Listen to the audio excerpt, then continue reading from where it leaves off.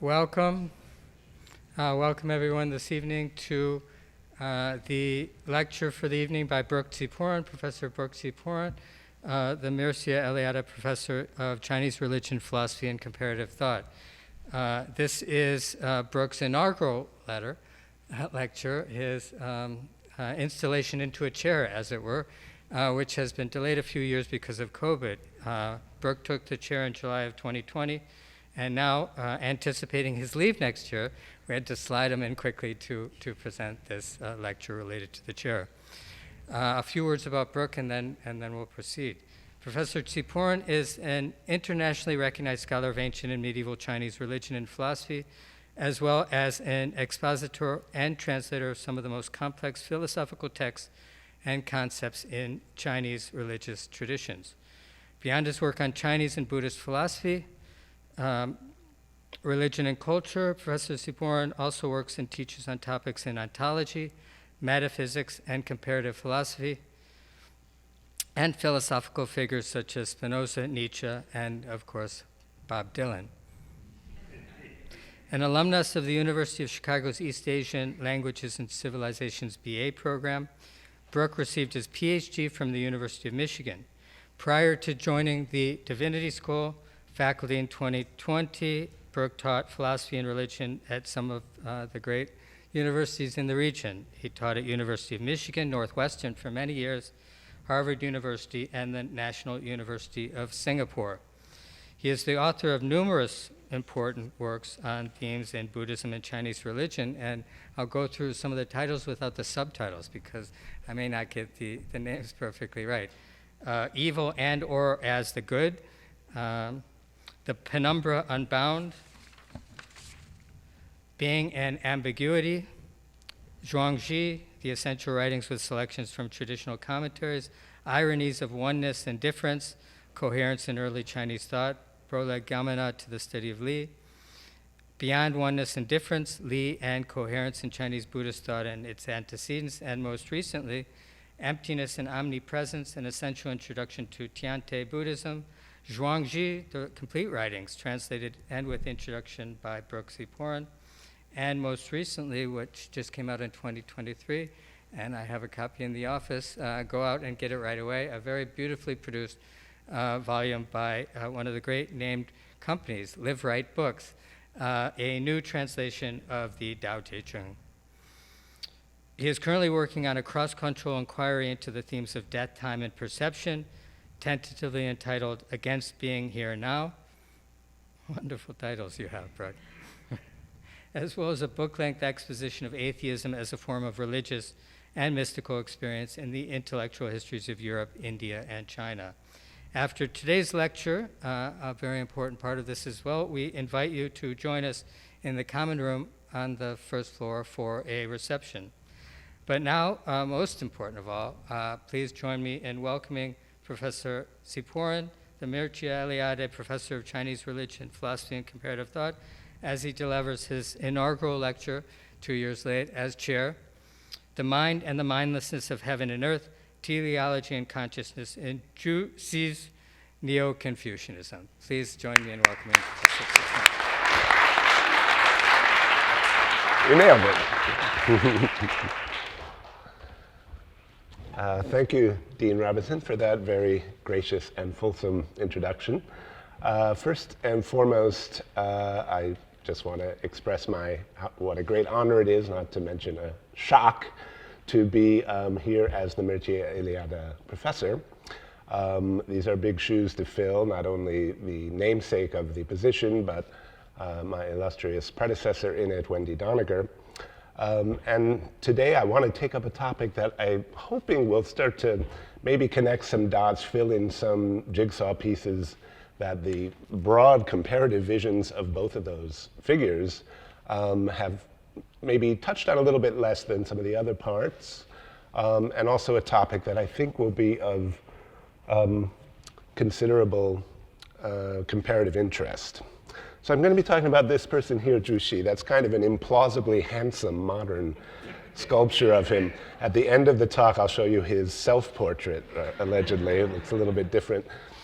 For those of you who don't know, though, Zhu Xi is arguably one of the most influential philosophers of all time. He is the representative of Song Neo-Confucianism, a figure kind of similar stature to maybe someone like Aquinas, who lived about a century later.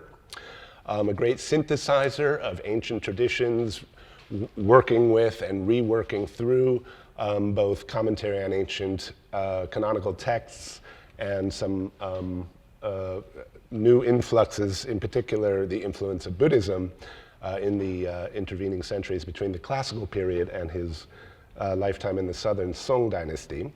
I say one of the most influential of all time because from 1313 to 1905, Zhu Xi's works were the basis of the civil service examinations in China. So the absolute standard of orthodoxy, defining the intellectual milieu, even for those who may have departed from it or pushed back against it. Obviously hugely influential in China, Japan, Korea, Vietnam. And we're going to be looking today at some of the kind of surprising things that he has to say about a topic that is actually a term in one of the ancient canonical texts that he is commenting on, and that term is the mind of heaven and earth, hence the title here, the mind and the mindlessness of heaven and earth. This is a very unusual, rare term that appears just a smattering of times in the ancient texts, but that is obligatory as something to be explained or explained away. And we're going to be looking at a passage in the collected dialogues of Zhu Xi where he surprisingly takes up this topic and rather than take sort of an easy way around it, which were very available to him, I want to inquire into why he takes this idea as seriously as he does. Why is this an important idea? One of the things about the Neo-Confucian movement was its metaphoricization of certain terms in the ancient texts, in particular anthropomorphic terms for a deity called Shangdi, or the Lord on high. This was a sore point when Jesuit missionaries came into China a little bit later and said, you know, you Neo-Confucians, the orthodoxy of the time, had this real theistic tradition back in ancient times, and you've sort of strayed from the ancient wisdom by this metaphorical turn. Why is that? Because, as we'll see, the Neo-Confucian school to which Zhu Xi belonged was very adamant in saying, really, all these terms like spirit, like Lord on high, like even the great ultimate, all these terms that are in the classical text really refer to one thing. It's the key concept here. It's in the title of one of those books that Dean Robinson just mentioned, and that word is Lee. And we'll be talking about that a lot. I'm going to ask you to learn one or two, 3 or 4 Chinese words as we go along, but not too many, and we'll linger a good deal on them as we move on. So there's Zhu Xi. The reason I wanted to sort of backtrack on this from a comparative side is to think about the status of teleology. That is, the idea that things in nature exist or operate according to, on the basis of, or in compliance with a purpose. So I want to think about this topic of purpose and purposivity, largely because one of the sort of hallmarks of a lot of the tradition, this is very pronounced in Taoism, but it's also apparent in Confucianism, is a prioritization of something called wu wei, or non-action or non-doing, which is generally understood to mean doing things without an explicit conscious purpose. In other words, not deliberate activity as the ultimate ontological and even axiological basis for the world and for human behavior.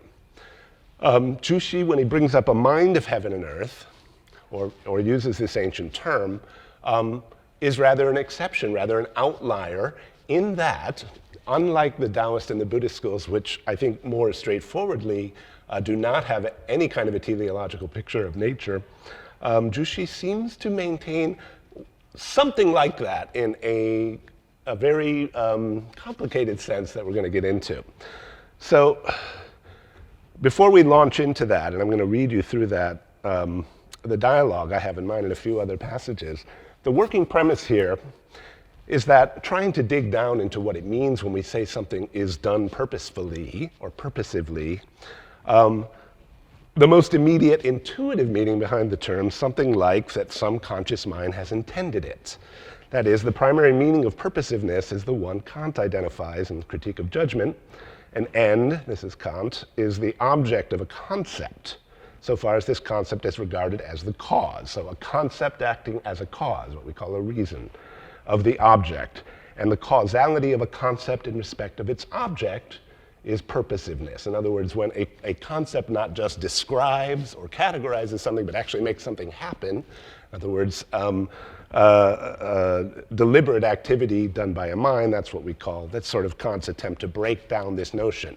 Now, there are a lot of sort of ways to try to finesse that, but I want to raise this question, we'll look at a couple of them in a second. On this premise, what is the status of what is not intended by any mind, and thus is not purposive, or whether such things can even exist?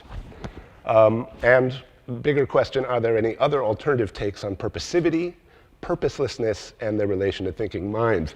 And I just run through very quickly 1, 2, 3 kind of representative examples of what I'm calling attempts to kind of finesse this, because as we all know, that sort of simple-minded equation between an intention and a purpose has been complicated through the history of philosophy by various ways that try to drive a little bit of a wedge between so direct a straight line between those two ideas. So Aristotle is the first one that comes to mind, and this is particularly interesting because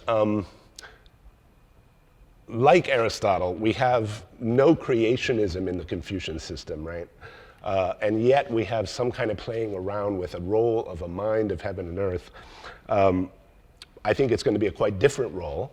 And part of the reason for that is what I'm trying to get at here. So we have teleology without creationism. Of course, there are Platonic antecedents from that. You could look at the Euthyphro problem as a way of trying to establish a conceptual standard which has a difficult relation to a divine mind or divine minds, and various, I would say, attempts in the Platonic corpus. The Phaedo is particularly interesting here because it's there that we have Socrates suggesting that Anaxagoras' idea that nous, or intelligence, is the real arche, or first principle of things, is sort of the defining program for his own philosophical project, even if he attempts various different solutions.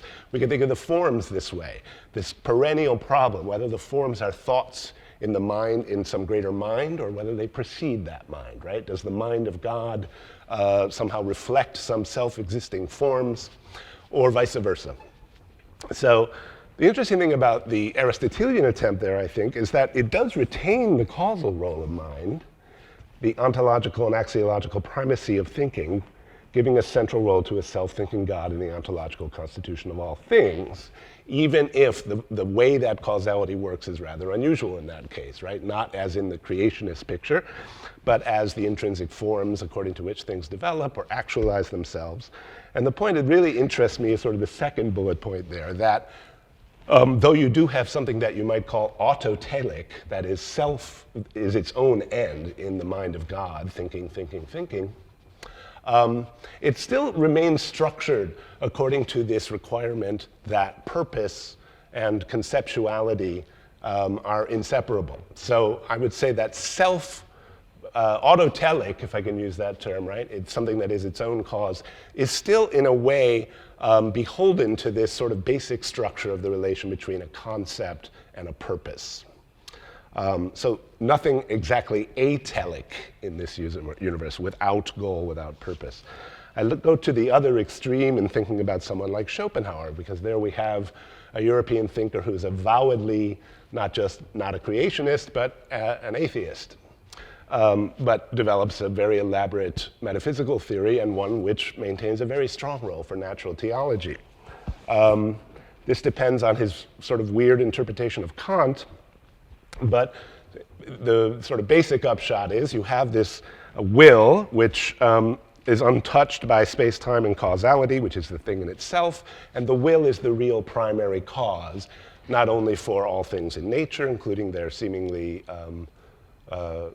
purposive activity, but of thinking itself. So there, in fact, Schopenhauer identifies that Anaxagorean idea of nous as arche as the real beginning of Western theism, which he rejects.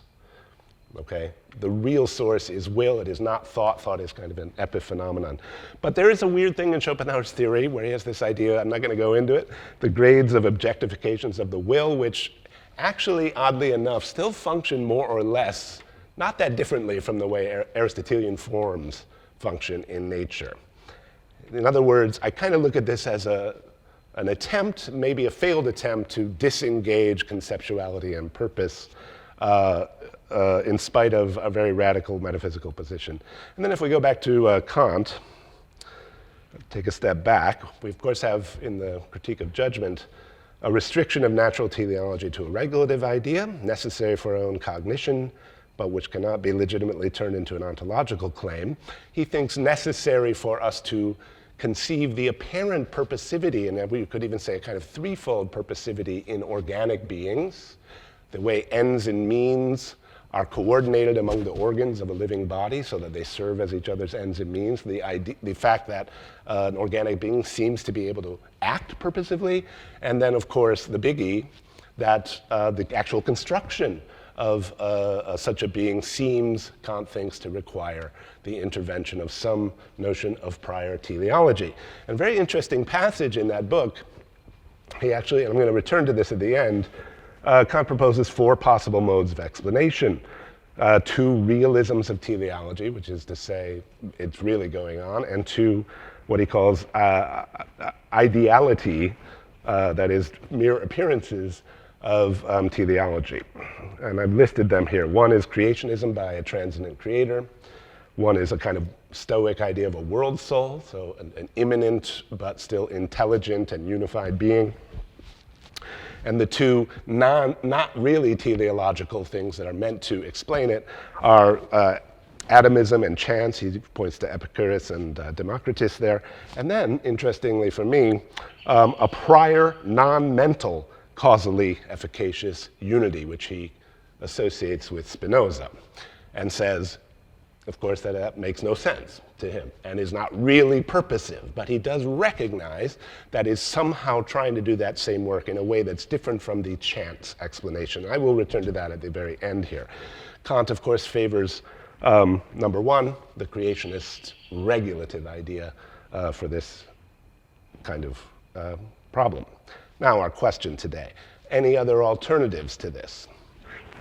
Zhu Xi's Neo-Confucianism, like most mainstream Chinese thought, stipulates neither a willed creation of the world nor a prior thinking deity in its account of the ontological constitution of nature and the beings in it. Interestingly, also, when we come to this topic of the mind of heaven and earth, Zhu Xi explicitly rejects a competing Confucian theory that was around, that of Lu Xiangshan, that the cosmos is a manifestation of a universal mind, kind of panpsychism.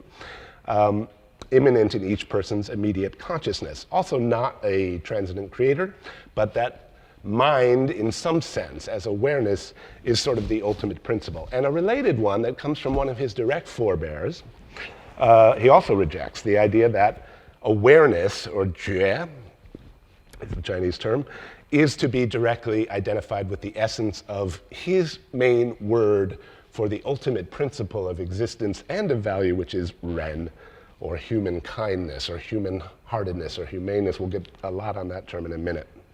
Nevertheless, though rejecting those forms of panpsychism, of consciousness as the ultimate ground of being, let's say, and unlike the Buddhists and Taoists, he does allow for a kind of realist teleology in nature, and even a mind of heaven and earth. If so, this would be another example of teleology without even these modified forms of ontological theism or the primacy of consciousness or will.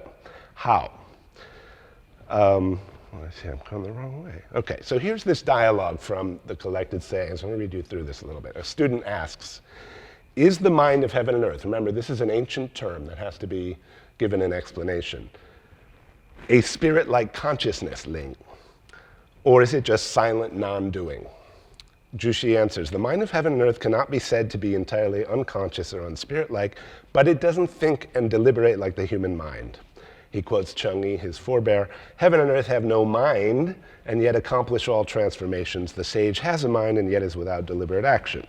The student asks further, "The mind of heaven and earth you speak of, also the Lee," I translate that for reasons to be explained at length, the generative compossibility of heaven and earth, so 天地之理 or 天地之心. Generative compossibility means principle, 道理, while mind denotes its aspect of control, of being in control. Is that right? Zhu Xi says, mind definitely means being in control, but it is precisely the Li, the generative compossibility, that is the controller here. Not that outside the mind there's some other Li, or generative compossibility, nor outside the generative compossibility there is Li. Oh, I see what's happening here. Okay. Explanatory pause on some terms, if you will. Ling, the word translated as spirit-like consciousness. This is an old kind of shamanistic term, but at this point used to mean something like sensitive, responsive, even intelligent. So he's asking, does heaven and earth's mind, this term used in the canonical text, mean that? When we say something has a mind, 有心, this usually implies, in fact, having a specific intention, to be acting intentionally, okay? Rather than simply being aware. So there's a little bit of wiggle gray area there, but I would keep that one in mind. Wu Wei, this one worth learning, effortless action that I mentioned before. So the student asks, is the mind in heaven and earth simply Wu Wei? Not conscious, deliberate activity, but simply silent Wu Wei. And Zhu Xi says, no, not exactly, right? And then there's this word Li. This word very quickly is originally a verb in really ancient texts, meaning to divide or to sort or to order, coordinating things through division, the usual, even in the character, the idea of carving jade, or carving jade according to the veins, or dividing fields for plowing. It becomes kind of a little bit later a noun, the virtual lines of divisions where such organizing cuts might be made or divisions might be made, and then a more robust, really important term, sometimes translated with all these words on your screen: principle, pattern, order, that's an important one, form, idea, coherence, a possible thing. It's also used in that sense. A universal, or even the universal. This becomes a very heady philosophical term. And this is what I wrote these books, a couple books on this, but today's lecture is what happens after the purview of those books a little bit. In Buddhism, it's identified with emptiness, Kong, or in Tiantai with a little elaboration of emptiness, no need to go into that. In Zhu Xi's Neo-Confucianism, it is identified with something else called Ren, which we'll talk about in a minute, because the next question from the student says, basically, I think just Ren, so please learn that word, Ren, is the mind of heaven and earth. For if it had a real mind, that would necessarily mean it engaged in thinking and deliberation, management, purposeful action. But when have heaven and earth ever had any thoughts or deliberation? He quotes Confucius from the Analects, saying that the 4 seasons precede, the 100 creatures are generated, when does heaven ever speak, and so on. It just means that it is like this because it is meet that it is like this without requiring any thought. That's why it's the way of heaven and earth. That's what the student thinks, and that is kind of the intuitive, in the milieu, intellectually of the time, sort of the easiest go-to place, which is to say, of course there's no real mind of heaven and earth. The ancients just use that phrase. What it's really referring to is something that obviously has no consciousness or intent. What we have instead is this thing, Ren. Let's talk about this word. Ren, if you look at that character, you can see, and this is sort of a folk etymology, but it goes way back, so I think I can still cite it. It goes back to Xu Shen, of a human being and the number 2. That's the constitution of that character. Human two-ness in the sort of most basic sense. You can expand that to mean something like human sociality, companionability, human kindredness. I'm going to use that word a lot. In fact, Xu Shen defines it as qin, meaning kinship. Human kindness, I use this word, sort of playing with the word a little bit, so try to think of that as human kindness, that is kindredness to the human, and human/kindness, which is its ancient meaning in a kind of psychological sense, right? A little more on that history. Pre-Confucius, the term was used to mean something like noble. In other words, an adjectival term for people of a certain class, of an aristocratic class. human-like, one of us. And I cite here Nietzsche, Genealogy of Morals 1, with this idea of various words for the good. You might think of the way Brahmin is used in some early Buddhist texts this way too, where a term that originally means a certain aristocratic class term becomes an ethical value term. The other one in Confucianism is junzi, meaning a noble person, right? Both of them take this turn. With Confucius himself, it's associated with things like reciprocity, the golden rule, do not do to others what you do not want them to do to you, empathy in the more affirmative sense, so wanting to establish oneself, establishing others, kindness, he defines it in one place as love of human beings, airen, and then sometimes in a weird kind of misty way as the kind of global virtue of true humanness, you might say. Some people have even weird translation of it is authoritative humanity, to kind of bundle all those in. That's Hall of Names. We get in Mencius, this is linked to his famous example, another great Confucian thinker, who links Ren to the sprout of an involuntary feeling, which his example is when you see a child about to fall into a well, and there's at least a flinch, a little feeling of being unable to bear that, or of feeling that is disturbing. He doesn't actually say you do anything about it or that you don't have conflicting thoughts. He just says if there's that is the sprout, as he puts it, of Ren. Okay? It develops into full human kindness. And I want to cite one other very important source for the Neo-Confucians, which is commentary on the Book of Changes. It goes back to probably a little before maybe 2nd century BCE, which says this: one yin and one yang is called Tao. That means the alternation of yin and yang, which we'll talk about more. Continuing this is what is called good, the continuation of the alternation of yin and yang. Completing it is what is called human nature. When those who are Ren see it, they call it Ren. When those who are wise see it, they call it wisdom. The common people use it every day without knowing it, without knowing anything about it. It is most clearly visible in Ren, but also hidden in all these other functions. You can see here the beginning of a kind of cosmicization, if that's a word, of Ren. In other words, but one that is very controlled, right? It basically says, it's not really Ren. This may be a response to Tao Te Ching 5, which says heaven and earth are not Ren, are not humane, right? Saying, yeah, that's true. They're not exactly humane. What is heaven and earth really about? Yin and yang alternation. That's day and night. That's hot and cold. That's male and female. That's foreground and background. A lot of different pairs. We could dig for a long time into that. But this passage makes a kind of stand where it says, yes, it is a projection to call it Ren, to think that the universe is benevolent, let's say, or to think that the universe, because it's orderly, is wise.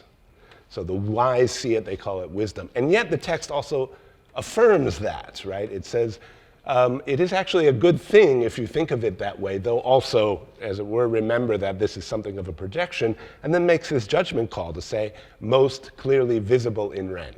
So it's kind of hedging the bets there, right? It's saying, it's not really benevolent, but the place you're going to see that process most explicitly and directly is in human kindness, in benevolence. All right? These are all predecessors. Now, skip a millennium or more down the road to Zhu Xi's direct Neo-Confucian forebears, where this cosmic Ren starts to become a key theme.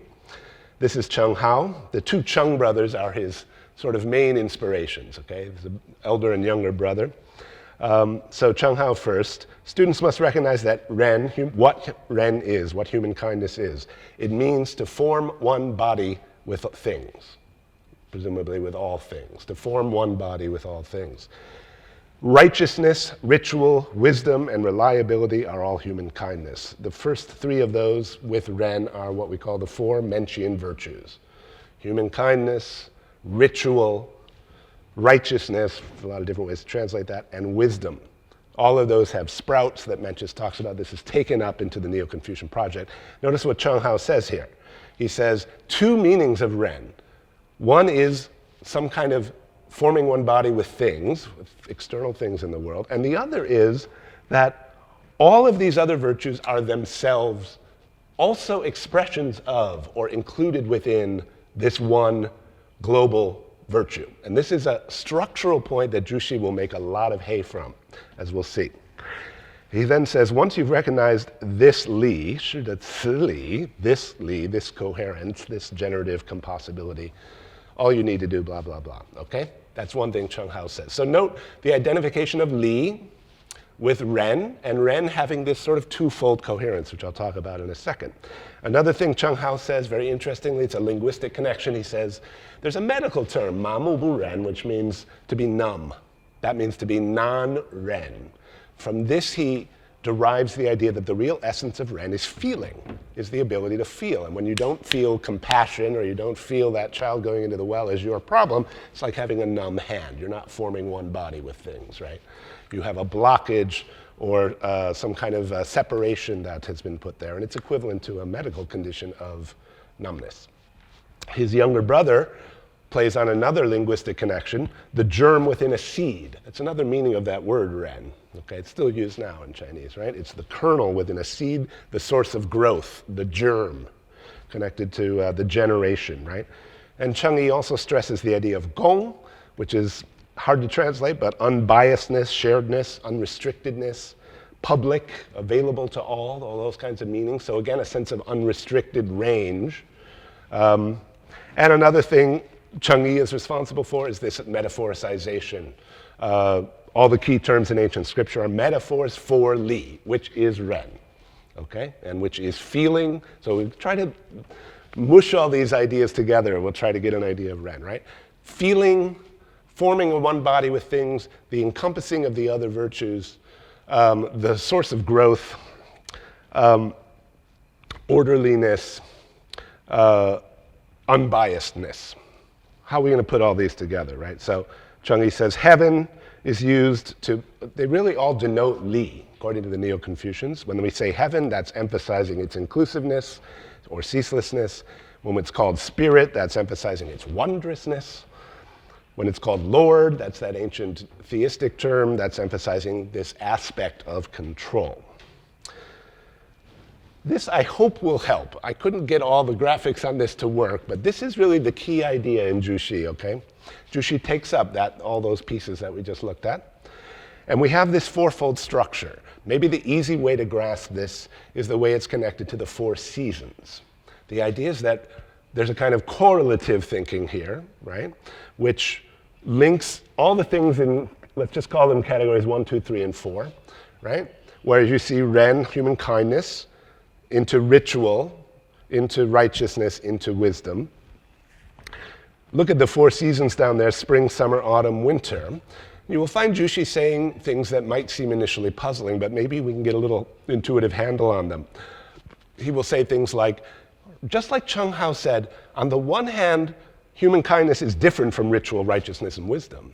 But on the other hand, all of them are expressions of it, further developments of it, on the analogy, if you like, actually more than an analogy for Zhu Xi, of the way he will say the spirit of growth or the impulse of growth that we see in the spring is manifested in the summer into the ramification into diverse branches that have complex relations to each other, right? It's kind of an expression, an explosion of it.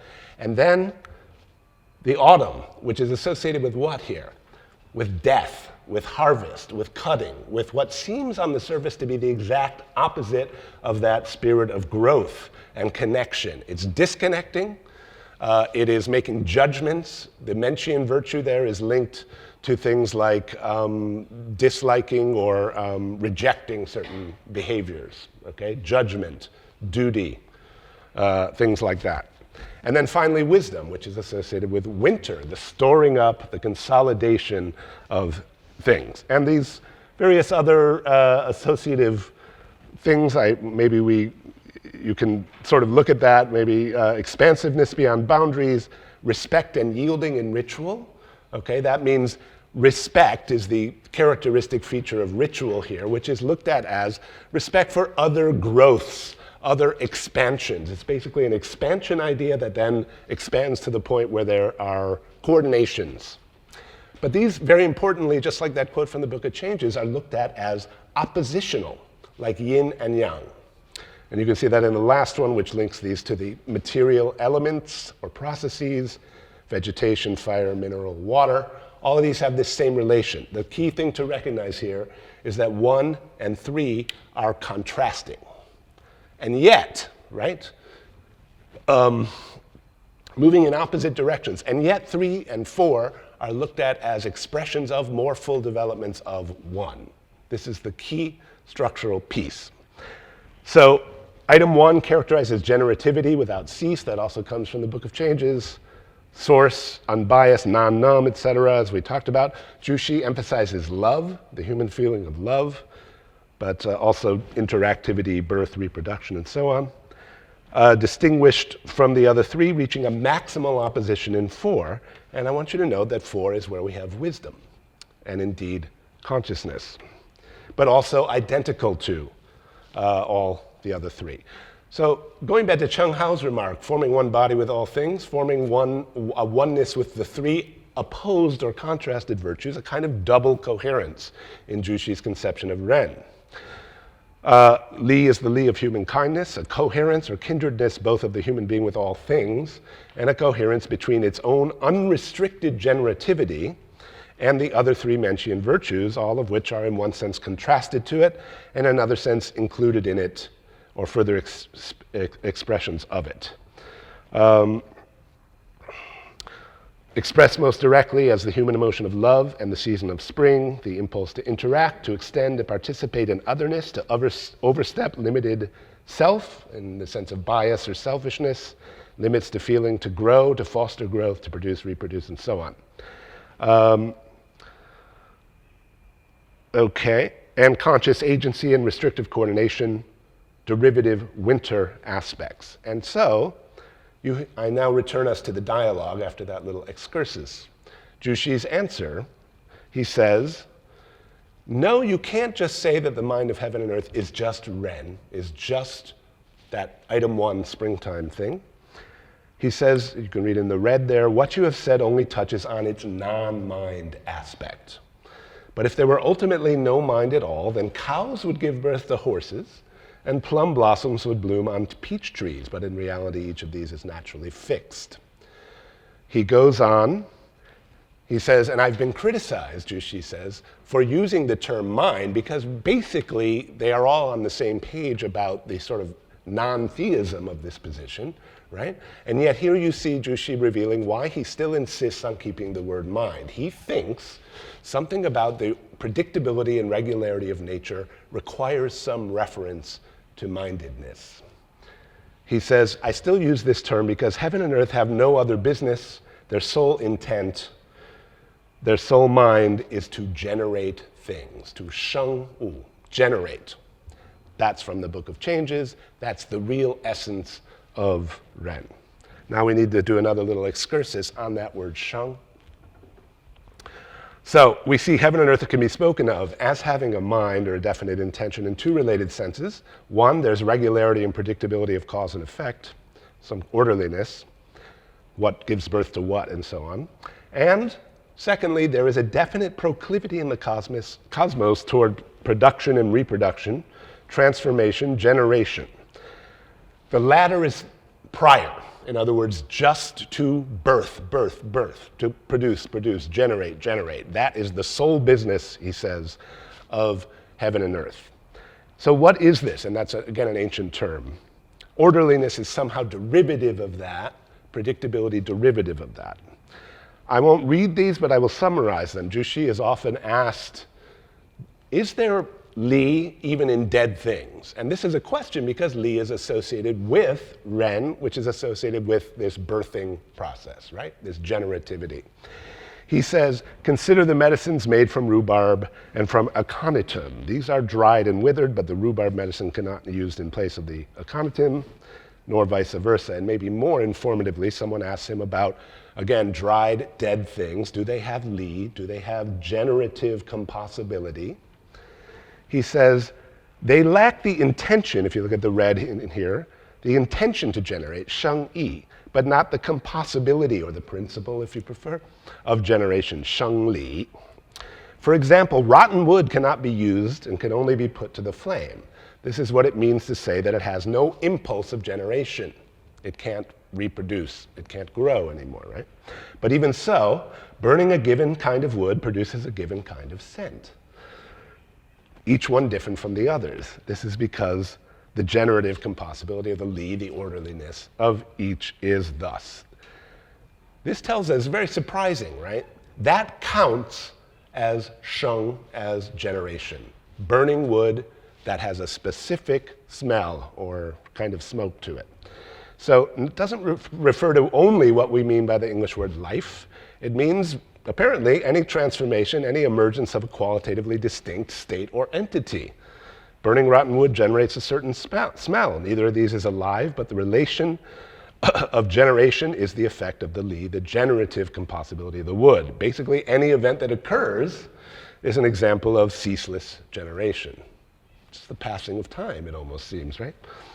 The rotten wood does not intend to generate, has no intention or impulse to generate anything, nor is its orderliness controlled by an external divine mind, but it has the co-potentiality to generate, what Zhu Xi calls the sheng li. Okay? This brings to that relation between the general mind of heaven and earth, which is just to produce, but producing now seems underdetermined to an almost absurd degree, right? It just means things keep happening. And yet, because of that fourfold structure we looked at before, this is thought, or at least the claim is in the Neo-Confucian writings, that this will, as its reverse form, as items 3 or 4, necessitate a kind of coordination as a secondary effect. It's one of the reasons I like to translate this as compossibility, though we'll get into other advantages of this translation. Just as sheng is not life, li is not principle in the sense of a simple first cause of organizing restraint. Okay? That's a secondary thing. Li is a kind of coherence, order, which is generative, a way in which things join together so as to continue the process of ceaseless generation. Basically, to have a li, say something has or has not a li, is to be something that can be generated by whatever is already existing, and to participate in this process of ceaseless generation by, in turn, having the capacity to contribute to the generating of something else beyond itself, so birthing in that sense, even burning wood into a particular smell. The specificity or control, the Zhu Xi that he mentioned before when he talks about mind, depends on the of this compossibility, the double coherence in Cheng Hao's formulation of forming one body with all things, but also importantly, forming one body with the opposed virtues of righteousness, justice, even wisdom, which are, on the face of them, the exact opposite kind of an impulse. The possibility of coexistence, which implies a kind of value and a principle of a particular kind of coordination and order. Coexistence is itself a value here. If you remember, the one yin, one yang is Tao, and the continuation of it, that is, of that balance or of that alternation, is the good. That's what life or birthing is associated with, the continuation of the process, simply. If that seems counterintuitive, we'll try to dispel that intuition maybe later. But this requires restriction, phases 3 and 4, and thus definite limitation of causal events, and in some situations also consciousness. Okay, and notice that the way in which the specificity of a telos, like which tree blooms in which way, or which wood burns to what smoke, is entailed in the general telos. Is it a telos of just sheng, of just producing? Maybe this will be clearer if you look at what Zhu Xi says about the li of a chair. He says, for example, this chair has 4 legs and can be sat on. 4 legs can be sat on. This is the li of the chair. If we take away one of the legs, it will be impossible to sit on it, and thus it will have lost the li of a chair. Though it will have some other li, like you can burn it for wood, and that will be a different li, okay, and a different value in that sense. So you see here, he's thinking of this as kind of a structure of internal coherence that also, so that's the 4 legs, right, an internal structure that also coheres with external things, in this case, the desire of someone to sit down, in such a way as to enable the generation of a specific further event or state or thing, sitting down on the chair. Okay? Note that the elements to cohere here include both its prospective human uses, which is a kind of coherence with human desires and intentions. You can look at that in terms of the fourfold, and its internal components, and its conditions of generation. There's a sidebar we could go into here of the special role of the human as maximal carriers of complete and undistorted Li, but we'll get back to that in a moment. There may be a temptation to think of Li in terms of the efficient, formal, and final causes here, right? You have sort of the internal structure, and then you have the purpose. And these are somehow all blurred together in this idea of Li, including all three. But of course, these categories were not applied indigenously. In fact, they were a major point of contention when we have our Jesuit missionaries, Matteo Ricci, and his associates make mighty efforts to try to explain the Aristotelian four causes, and are pushed back pretty hard a few centuries later on this. So I would, again, recommend we look at this in terms of maximal, all-sided coherence, or kindredness, or Ren, instead. Both the internal structure and the external usage. Now, a thought might occur to you here, what kind of telos is that, right? In fact, Zhu Xi says, Master Cheng put it best, heaven and earth take generating things, sheng, as their mind. This is non-mind mind. 此乃是无心之心也. Non-mind mind. The ultimate telos, just generation underdetermined to an extraordinary degree, so much so that you might say its one specific tendency is just not to stop. Not to stop anywhere, not to reach any final state. This ceaselessness of generativity requires a certain structure, it so happens, which is this fourfold dialectical order modeled on the yin-yang processes of growth and decay. When he says the mind of heaven and earth is simply Li, not something outside of it, this generative compossibility wants to generate whatever is compossible with the prior existence of whatever has already existed. Derivatively, this requires a certain orderliness and specificity and specific teloses, which may, we shall see, require mind in some cases.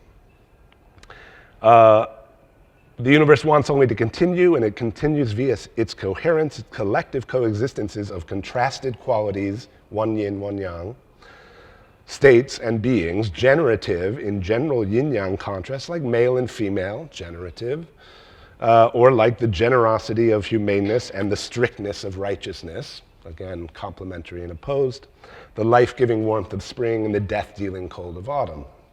These things hang together in a way that produces and reproduces. And so, interestingly, when Zhu Xi says a non-mind mind, it's really like saying a non-telic telos, or the telos of no telos, something like that, which nevertheless, he insists, must still be also referred to as a mind. Right? He pushes back when his student says, okay, so it's not a mind. He says, or it's not a telos. But he says, it is kinda, but it's the exact opposite of a telos in another way, because all it wants is not to reach an end. The opposite of an eschaton or a final ideal state, okay? And yet, it must be a non-mind mind, not simply a non-mind, okay? The dialogue goes on. The student says, pervading all things, does that mean, he's referring to the quote he just gave, back here, okay. Mind and non-mind, right? He says, the student says, is that what Cheng-Yi meant when he said heaven and earth have no mind and yet accomplish all transformation, etc., the sage and so on? And Zhu Xi says, that's still just talking about the non-mind aspect, okay? As for the sage, blah, blah, blah, and then he says, a better way to put it is the one in red here. The constancy of heaven and earth is to pervade all things with their mind and yet have no mind. Not simply the denial of mind, but a non-mind mind. So both have to be covered. And then we're going to get two really interesting twists here. The student then asks, well, what does that mean? Just that they pervade it with an unselfish mind? Is that sort of thing? Zhu Xi says, heaven and earth reach all things with this mind. As obtained in human beings, it becomes the human mind. And as obtained in things, it becomes the minds of things. So we will see, Zhu Xi is far from averse to the panpsychic position. He just doesn't think it's ultimate, or the ultimate nature mindedness of Ren, or of Lee principle. But all of them are nothing but this one mind of heaven and earth. This raises a question that will occupy us for the rest of our time a lot, I think, which is the one-many problem. Basically, Zhu Xi says the one mind of heaven and earth becomes all the minds of finite things, becomes all these finite minds, and yet is always the one mind of heaven and earth. What can that mean? We need to recognize both the sense of mindedness and non-mindedness, hence the title of this talk, the mind and the mindlessness of heaven and earth. To fix on one side or the other is not sufficient. A little more in an official writing of Zhu Xi's called Ren Shuo, the explanation of Ren. This is pretty consistent with this. He says, it is the generating of things which serves as the mind or the intention of heaven and earth. But in the generation of humans and things, each obtains the mind of heaven and earth as its own mind. This is going to exercise us when we think about what it means when he says, all finite minds are the mind of heaven and earth, and yet they remain the one mind of heaven and earth. And then, as you can see in this quote, he goes into this fourfold. The mind of heaven and earth has four virtues: origination, flourishing, benefit, consolidation. But origination unifies all four, right? The first one includes all four. In function, springtime, the springtime and the four seasons, and then the mind of human beings, human kindness, righteousness, ritual, and wisdom. Emotions of love, respect, appropriateness, and differentiation. All of these have the same structure, okay? Where the first one runs through all four. And then he says something very interesting specifically about mind a few lines down. This is from a suggestion from some in the Chung brothers school. There are those who say love is not human kindness, explaining the word Ren is referring to the mind's awareness. That's that non-numbness motif. And Zhu Xi says, but when they speak of the mind having awareness, this can be used to show that human kindness, Ren, also includes wisdom. That's item 1, includes item 4, the opposite. But this is not what human kindness itself refers to. So purely in terms of that coherent structure, you can say, yes, that is a feature, a characteristic of it. That is not the essence of it, of Ren per se. And then a surprise ending, the last thing from this dialogue. Check this out. Another time, I believe, Zhu Xi says, when all things are born and growing, this is the time when heaven and earth have no mind. When things are dried and withered and about to spring back to life, that is the time when heaven and earth have a mind. This is new. This is sometimes there's a mind of heaven and earth, and sometimes there's not, okay? In that seasonal transformation, and it really helps us get a grip on some of the things Zhu Xi means here, right? He means that when things are going well, when things are flowing, there's no need for a mind, i.e. an intention. This is the old Wu Wei motif, okay? No effort, no planning, no goal, no coordination. Sometimes things get obstructed, there's a little blockage. It's like winter when you need new sprouts, and then there's struggle, and then you get a mind. Now, what does he exactly mean? Does he mean that in individual cases? Does he mean that globally? We have to look at what the possible entailments of that are. So, in sum, that's the end of the passages from the Zhu Xi Lei. Heaven and earth, in one sense, have a mind. In another sense, have no mind. The no mind aspect is primary. The mind aspect is secondary, okay? And yet, Zhu Xi will insist upon it. In what sense no mind? No conscious deliberation, plan, foreseeing, thinking, managing, or control. But the controlling aspect that we do see and is indispensable for a complete view of Ren or of Lee, it's permissible, just like we can say Lord or we can say Spirit or all these other ancient terms can be referred to as the mind of heaven and earth. And the scriptures do, so we have to, right? And that's legit.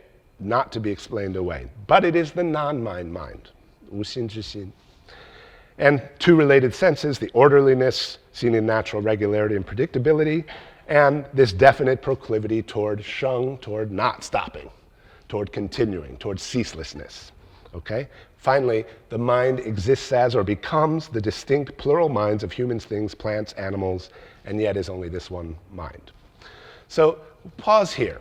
I mentioned Aquinas early on here, and one thing that actually I think some students of Chinese thought might find surprising here is that Zhu Xi does seem to assume, as I mentioned before, that some kind of reference to mind or thinking or planning or deliberation is necessary to explain at least the causal regularity of things like plants, predictably giving birth to a certain kind of fruit, right? Which means no notion of a natural causality that's sort of completely divorced from that is available. You see Aquinas making a similar argument. It's maybe a lot of Aristotelian theologians do. So mind characterized by control and purposivity is assumed to be a necessary referent in some sense for any understanding of order of regularity. No conception of causal specificity or order without some role for intention. Should we look at this? This is really the main thrust of the talk, right? Therefore, should we conclude a kind of shared global intuition here, right? Since this sort of unexpectedly, with very, very different premises, both of these sort of systems of thought seem to make that kind of assumption. The question, though, I think we need to ask is to go back and look at the structures we've started to dig into to think about, yes, mind and purpose have to be connected, but what exactly are mind and what is purpose for Zhu Xi? So what is mind? Sort of a review, but maybe this will help clarify. So on the one hand, the mind of heaven and earth is an ancient figurative description of Lee, or human kindness, as a whole, the whole fourfold process, okay? Like Lord on high, that particular term mind emphasizes this aspect of control. But the referent there is the global proclivity to sheng, the non-mind mind, the non-telic telos, the telos of no telos, if you like, the non-stopping as the only goal. But the mind of heaven and earth is also a literal description of what you could call the winter aspect of Ren, column 4 there. The reference is specifically the preferential activities of consciousness, wisdom, intelligence seen in the predictable and orderly behavior of all individual beings when that behavior coincides with this being's own intentions.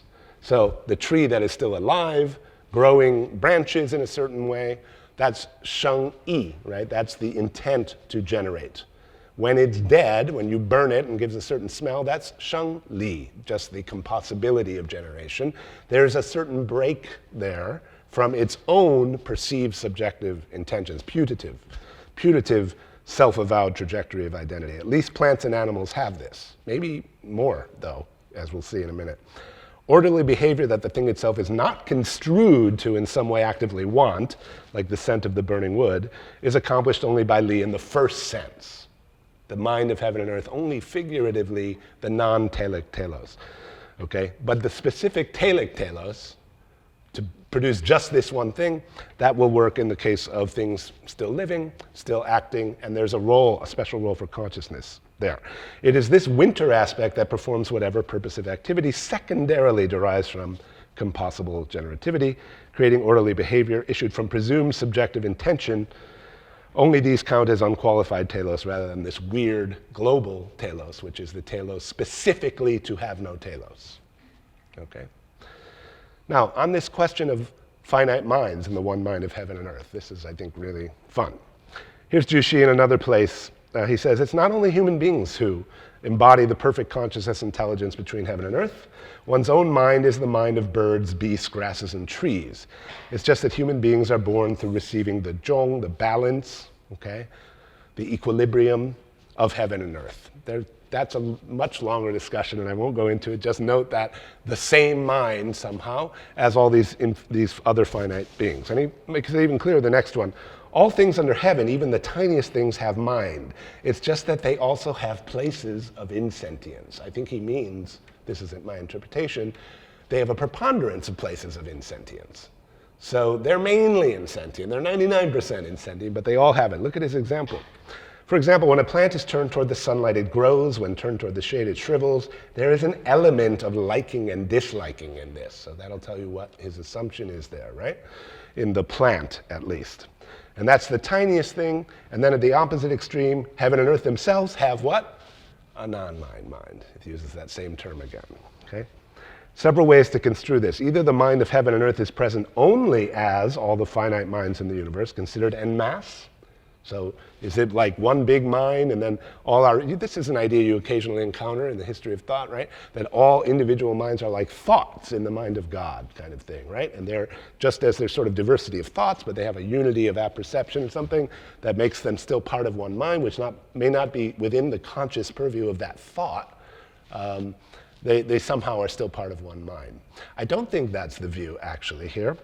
That would mean no unity of apperception, I think, for the global mind of heaven and earth. I think, rather, the next alternative, the entire mind of heaven and earth becomes each finite mind. But that's actually overstating it, because we know that, as I mentioned at the beginning, Zhu Xi rejects this mind ultimacy position within a rival school of Neo-Confucianism. What he will say instead is that it becomes not each finite mind, because finite minds are actually functions of qi, which is to say physical, material energy. Material is overstating that for qi, but certainly not Li by itself, okay? But something that is different for every individual body. The body is like a filter that Li comes through. I like to sometimes compare it to the internet signal and a computer, a device, right? And this is important because Zhu Xi makes a similar claim about the relation between individual Li, differentiating Li, or compossibilities, and this global shared universal Li. So the mind of heaven and earth as filtered through a particular qi configuration. Don't worry, I'll get back to that in a second. This nature of them all, which is not, again, let's go with that internet metaphor maybe, right? It means the whole thing is there. The whole fourfold is there in every single one. But it may be you don't have a strong signal, or you only get certain parts of it clearly, or you have some kind of blockage on it. This is what Zhu Xi thinks. He thinks the body is constituted in a certain way that it's a more or less balanced and clear receptor for this universal Li, which has this fourfold structure, which is human kindness. All right? And different animals get sort of a lopsided piece of it. It's very funny to read this sometimes, right? Ants and bees get a real good read on the righteousness of it. Do you know why? Because they have division of labor in their societies. They have duty. They have roles, okay? But they don't get much human kindness. Whereas mammals, or he said wolves and tigers even, have kindredness, have mammalian love, but they don't have a lot of righteousness. They don't have a good organizational structure, right? They don't make those divisions well. But in fact, he claims that all of these are present in all of them. It's just a matter of proportion, or what is coming through or manifested more or less well. The bottom of this slide, you'll see an image that Zhu Xi borrows not from the internet age, but from Buddhism, which is the idea of the reflection of the moon in many lakes. It's a Huayan Buddhist idea, right? The claim there is that the entire moon, the entire disk of the moon with all its pockmarks and everything, its rabbit making medicine and everything else, is in each separate one of these lakes, every body of water. Some are bigger, some are smaller, some are muddy water, right? Some are cloudy, some are wavy, so you don't get a real good read on them, right? Some have various things having to do with the water, but the entire moon is there in each one. And that means the entire fourfold of human kindness, ritual, righteousness, etc. Okay? This is the way the one-many picture works in Zhu Xi, and when he says principle is at the same time the great ultimate, the taiji, which is the one principle of all things. What is it? Generation, compossible generativity, unceasingness, all that stuff.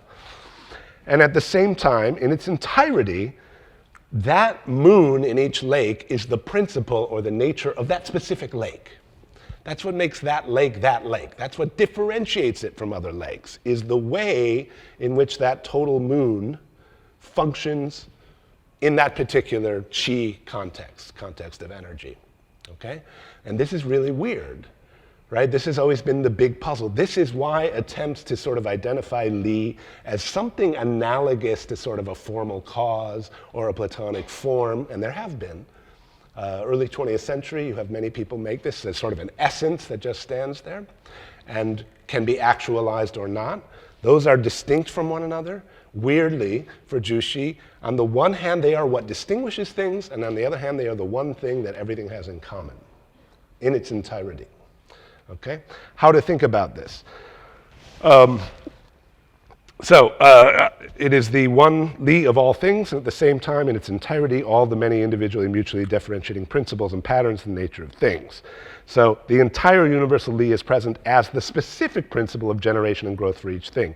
For the compossibility, that is the possibility of coexistence of two items A and B, would be described either as simply global compossibility of A and B, or B's compossibility with A specifically, or A's compossibility with B specifically.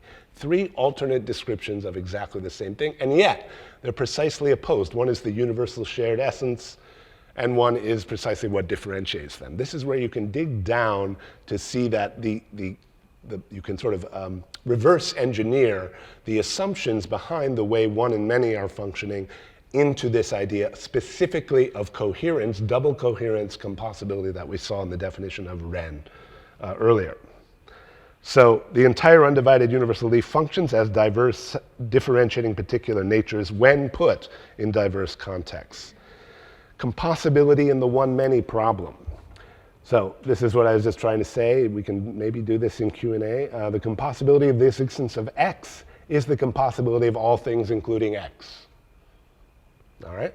The one total compossibility of heaven and earth and all things, called Li or Taiji more precisely, and is what all of them have in common, the shared essence of them all. And yet, as compossibility is also the specific compossibility of X with all other things, what distinguishes it. And yet, in the case of Y, it functions as the specific principle or nature of any other existing thing, Y. One in many of heaven and earth mind, to go back to our original problem. All of our minds are the mind of heaven and earth, which remains that one mind. In what sense? In this sense. One in many of heaven and earth and all finite minds works in the same way, as this mind is an inherent aspect of Li, though derivative one. The numerical oneness here would be a reflection of the one-many structure of Li, the entire single mind of heaven and earth present as individual minds. Each seeing is seeing the whole, albeit from a narrow, unbalanced, foreshortened, distorted vantage point. In the sage, this identity with the entire mind of heaven and earth is explicit, in others implicit, giving us the empirical division between individual minds. The skewed views of totality constituting each finite mind need to be reconnected to the mind's nature. This is moral cultivation, according to Zhu Xi. And I won't get into how that's to be done, but only humans are alleged to be able to do it. So, not the oneness of explicit consciousness or unity of apperception, but the unity of Li, this weird fourfold self-contrasting kind of unity that is totally present in each of its separate expressions, residing at the primary, that is unconscious level, but expressed indirectly as the unified openness to all things of partial individual consciousnesses. I sort of thought of Leibniz there too. This is a side note, and I won't go into it just to save time, but remember that surprise ending at the end of the dialogue, right, where Zhu Xi says, sometimes, at these times, there is a mind of heaven and earth, at these other times. It's not impossible that he means that too, that occasionally there is a global mind of heaven and earth that emerges for a time and functions, and then when the struggle or the conflict or the obstruction is gone, it blissfully returns back to unconsciousness. Something, a kind of universal mind that sleeps and wakes, where the sleeping phase is the superior phase, the preferred phase. So, let's see, I know I'm short on time here, right? So I'm going to try to summarize.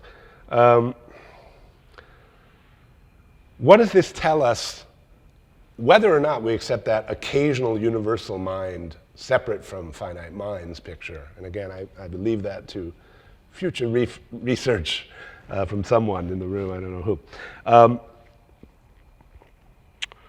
One thing is clear, whichever of those pictures we have, just from the fourfold structure, you can go down to the second bullet point, I guess. Conscious intentions goes with being thwarted, having to delay gratification, having a prospective accomplishment of the impulse toward generation rather than its immediate satisfaction, which it is implied requires no mindedness. Mind, in the sense of intentional consciousness, seems to be a kind of plan B for when the immediate gratification is thwarted.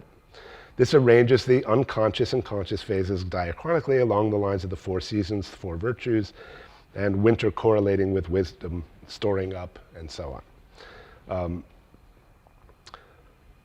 And now I'm going to take a little step back on this, because again, as I mentioned when we were talking about Schopenhauer at the beginning, this idea of the primacy, the ultimacy of consciousness is either in the Phaedo or in Schopenhauer's reconstruction of it with Anaxagoras and the idea of nous as arche, arguably a founding note in a great metaphysical tradition, theistic traditions, right, in all their many permutations.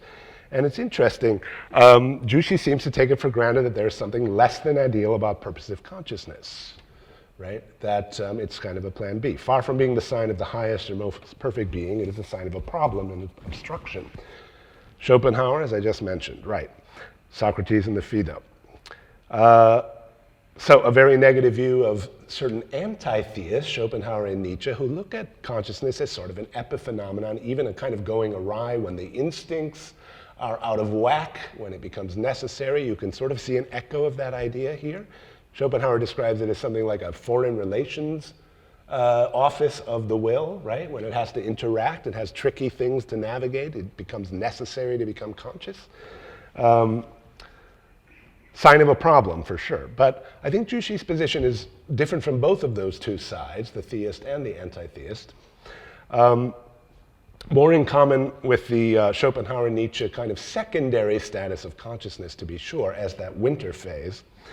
But for Zhu Xi, this aspect of difficulty, of the thwarted and obstructed life which requires and produces consciousness, is not a dangerous kind of going awry or degeneration, as it seems to be in Nietzsche at times, though sometimes he praises it for exactly this reason, nor something with an ontologically second-rate status in the sense that Schopenhauer means it, that is almost a rogue element which turns against its source, right? That's what happens in Schopenhauer.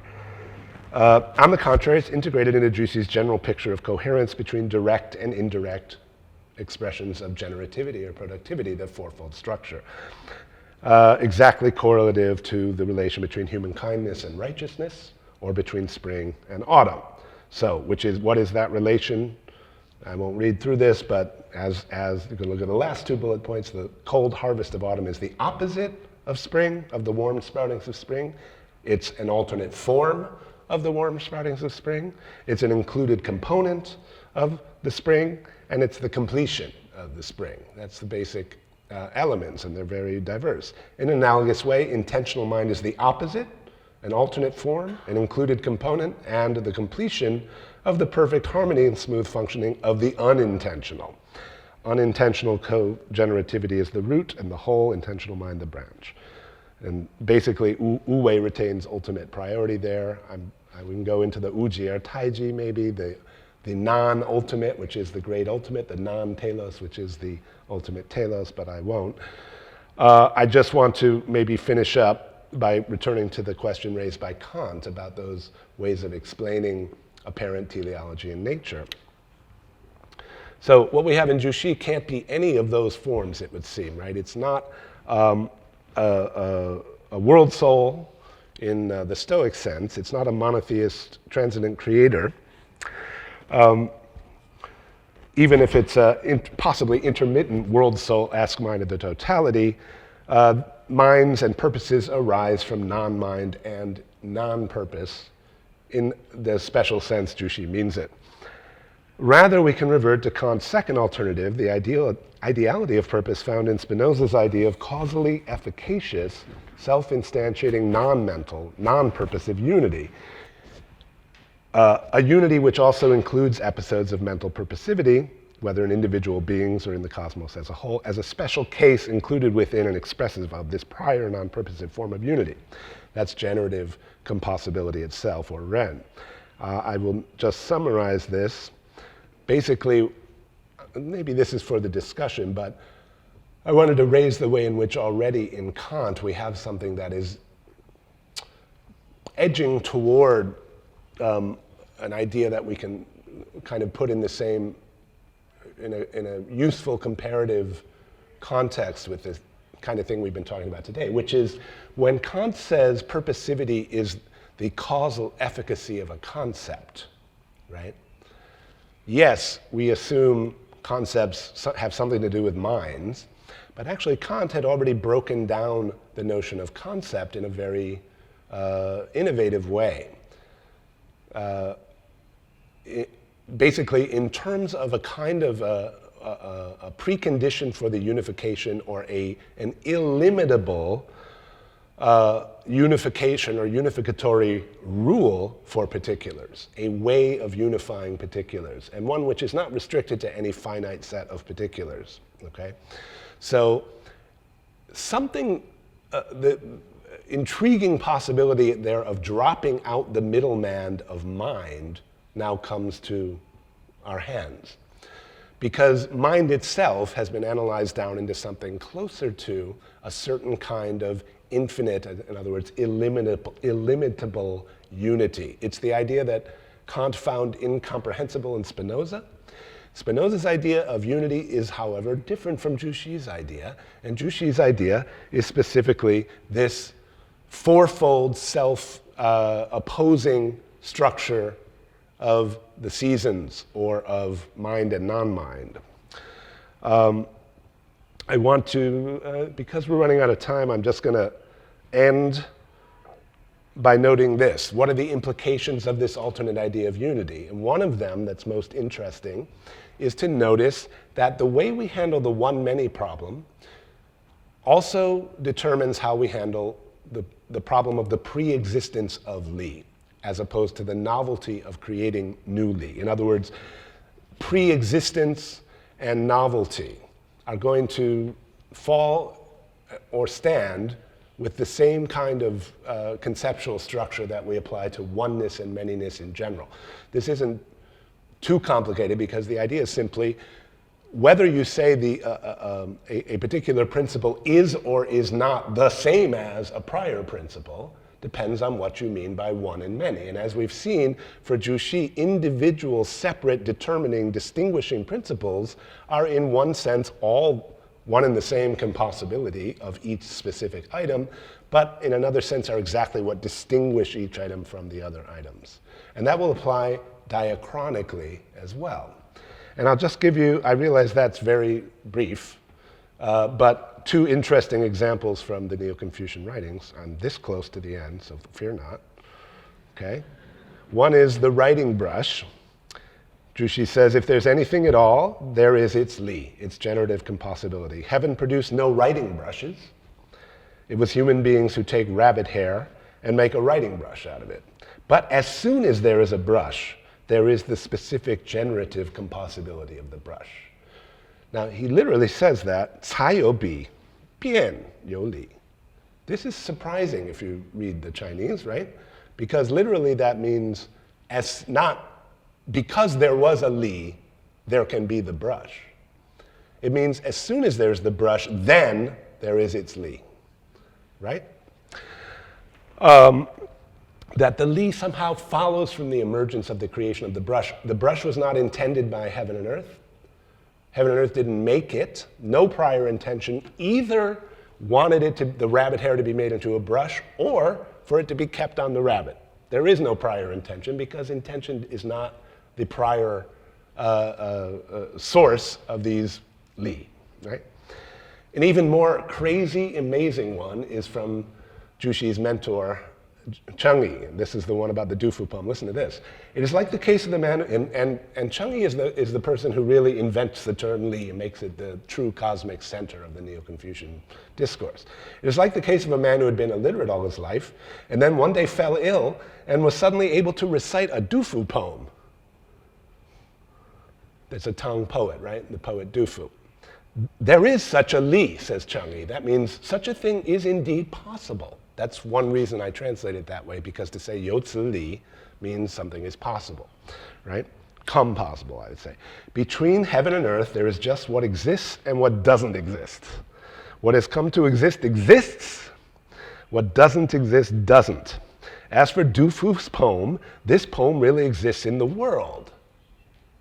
This is a poem written by a guy in the Tang Dynasty. But apparently, he says, so when the man was so sick that his mind had reached a state of perfectly concentrated unity, there was this principle, Dao Li, that resonated naturally all the way to the man's mind. In other words, when Du Fu writes that poem has a Li, which is also the universal Li, available everywhere. It's the specific Li of that poem, but also the one that resonates universally. All right? All that, to make that happen, all that had to happen was for him to write a poem. Lots to rethink in this context, but I'm looking at the clock, and I'm going to, I think, end there. I promised you this. That's Zhu Xi, allegedly his self-portrait. You can compare that to the statue of the first one, or even somewhere a little in between. That's also supposed to be him. I think that's a Ming Dynasty version, but let's leave it on that one. Thank you very much.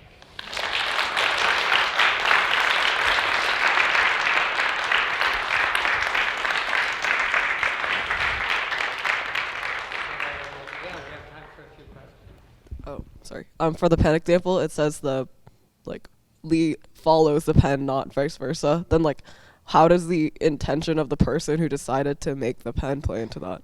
Yeah, well, I think that would be a point where we're in the winter phase, right? That's one way to, I don't know if everyone heard that example. What about that human intention? That's when a consciousness guy had to get involved.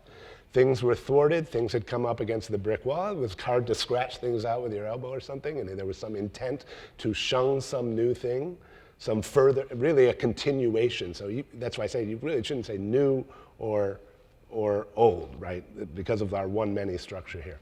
But some further production or generation, and there was an obstruction. It required some effort, and it required taking something out of context, this rabbit hair, and deliberately doing it. Just like the chair, right? The chair has a Li also, and someone assembled these pieces. They're all about coherence. They're all about putting pieces together in a way into a structure, but there's a further thing that coherence or that structure involves, which is outside the thing, which is some human activity or further generation of states and continuations. Right? So there's a role for conscious intention there. That's sort of the point. That's why he insists on that, I think. Thank you. Thanks, Brook. I thought that was really fascinating. I love to hear about Zhu Xi, that chart. That Neo-Confucian chart gave me PTSD from Neo-Confucian seminars. I can see students from here. I just want to, my question is a simple one. I just want to see if I understand this, because it sounds like there's big implications. And so you're describing, you're pointing out in Zhu Xi, and it sounds like in his Zuzi Yulei, more so than in other parts of his text, what you call a weird global telos. Is that right?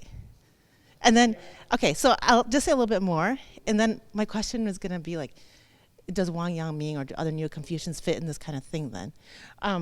So it's helpful for me just to think about, because there's so many parts going on, Zhu Xi in comparison to, you brought up a lot of different thinkers. So if I were just to think about the ancient Confucian Mengzi, that would be a helpful contrast, right, with Zhu Xi. So with Mengzi and his sprout of benevolence, or you said Jue, realization, we could, okay, so Ren then, just, okay. So then if we were to think about the contrast between Zhu Xi and Mengzi, just as a helpful tool to think about Zhu Xi, it'd be anthropology versus metaphysics, or empathy or benevolence versus oneness, that kind of distinction. But then for your weird global telos, which would be, I think you're saying it's a different way, a helpful way to think about purposiveness or teleology. Will this, so images help me? So my question is just a yes/no question, but then I want to ask about Wang Yangming. Is this a helpful image then, the tree for Mengzi in contrast to the ocean for Zhu Xi? Yeah, so Zhu Xi, that kind of purposelessness and intention and teleology is the ocean. It's constantly moving and constantly birthing, and when things are off, then you have to think a little bit more and get it back in balance. But otherwise, it's just it is a teleology, and there is a pattern, there is a Li, but it's constantly in movement, and it's not this linear teleology. Is that sort of, Yeah, except it would be a weird kind of ocean, right? It would have to have that fourfold structure. And I don't think Mengzi is thinking of it like that at all. I don't think, he doesn't have yin-yang language at all, right, Mengzi. So when he's talking, it's just sort of like four distinct sprouts, right? And each one is natural, each one's unavoidable, but they all are you know, heavenly endowed, right? And they can be cultivated. They need to be fed, and they need to be obstructed, and they need to be nourished. And he has reasons why, other coherence-related reasons, I think, but not anything like this. You don't get that fourfold picture until the I Ching commentary that we were talking about with Dwight, and there's no trace of that in Mengzi, right? There's no trace of interest or knowledge of any yin-yang conception at all. So, you know, how we want to construe teleology in Mengzi, that's controversial among schools of interpreters now, right? It's more like an ocean, but it would have to be an ocean that also somehow, in order to maximize its own ceaselessness, sometimes has to get orderly. You know, in other words, sometimes has to restrict itself to expand. Again, just like, you know, autumn, winter, sort of getting ready to sprout again, right? And you know, the continuity or the coherence between those elements is now folded into the very definition of Ren. So, yeah, I mean, it's interesting to think about it that way because you have all these kind of water metaphors in Mengzi too, right? I would say, let me think about if we can come up with a better. The basic idea, yes, which is to say it's the sort of lubricity of water per se, right? And this maybe is Buddhist-y influence, right? You can sort of see it in Zhang Sai when he talks about qi, right? It's just constant, like wild horses, says you know, Zhang Sai, another Neo-Confucian, says this, if it's not like a chaos, like wild horses trampling, then it's not the great harmony, right? He's the one who really imports that idea, that sort of oppositional nature into the process of continuation. So, and he uses ice and water, right? Water that freezes and melts, that kind of expansion, contraction kind of language to talk about this sort of thing. So maybe an ocean like that, an ocean that runs out of space and then has to build an ice bridge, has to solidify and rigidify in order to flow further, you know, that kind of thing. Okay, yeah. Thank you, Brook. All right, thank you very much.